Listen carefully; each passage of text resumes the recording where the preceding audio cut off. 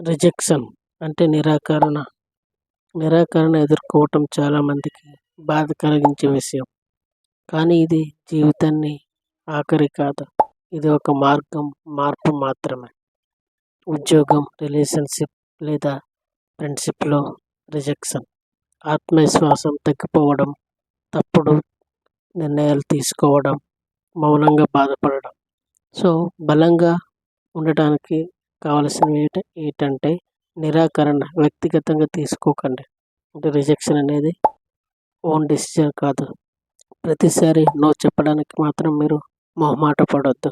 మీ విలువను ఎవరి స్పందనతో decision compare చేయకండి. మీ జర్నీ మాత్రం మీరే కెప్టెన్గా ఉండి నడిపించండి. ఇలాంటి వీడియోస్ కోసం మన ఎస్ఎస్ థింక్ ఇవన్నీ ఫాలో అవ్వండి.